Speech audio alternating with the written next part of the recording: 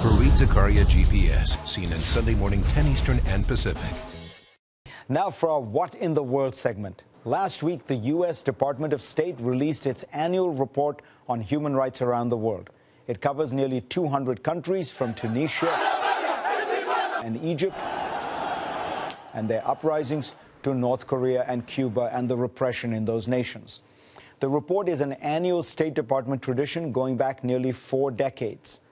And for the last 13 years, it has been followed immediately by another tradition, a rebuttal. China has released its own report on America. It says Washington is full of overcritical remarks about the world, but it turns a blind eye to its own woeful human rights situation. So let's flip through the two reports. The China section of Washington's publication begins by listing state-sponsored killings, political arrests, known cases of torture and disappearances. The State Department's report says Beijing does not respect civil liberties. It documents known restrictions on freedom of speech, freedom of the press, and censorship. Beijing's report, by contrast, talks about the Occupy Wall Street movement, that its protesters were treated in a rude and violent way. Okay, not sure how that's a human rights violation. Beijing's report points to the homicide rate in the U.S. It goes into great length on how the U.S. is a world leader in gun violence. Again, that's not really a violation of human rights. That's what human beings sometimes do with rights. It may be bad public policy, but it's not tyranny.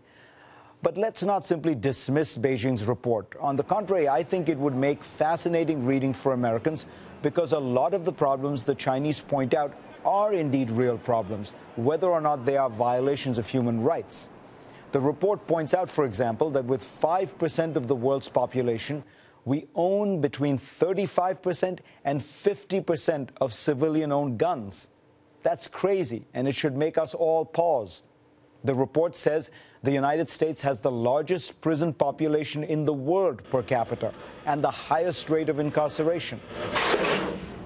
1 out of every 132 Americans is behind bars.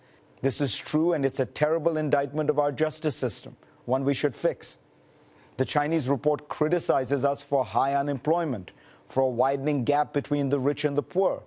Again, not a human rights issue, but an important critique of American society. The report goes on to criticize our healthcare system. It says 50 million Americans lack insurance. It reports we've cut spending on education. School budgets in New York City have been cut an average of 14% a year for the last 5 years. The Chinese say minorities suffer disproportionately in America. 11% of Hispanics are unemployed. 16% of African Americans are jobless. The report cites inequalities between the sexes, saying women get paid 77 cents on average for every dollar paid for men. These are all issues worth examining, discussing, and when possible, improving. America has many problems it needs to fix. We've put up a link to the Chinese report on our website so you can read what it has to say. Of course, it would be equally important for the Chinese public to read the State Department report on China.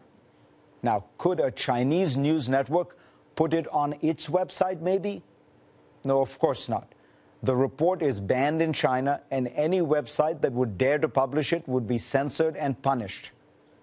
Now, that's an abridgment of freedom of expression. And this is a message to the Chinese authors of that report on America. That is what a violation of human rights looks like.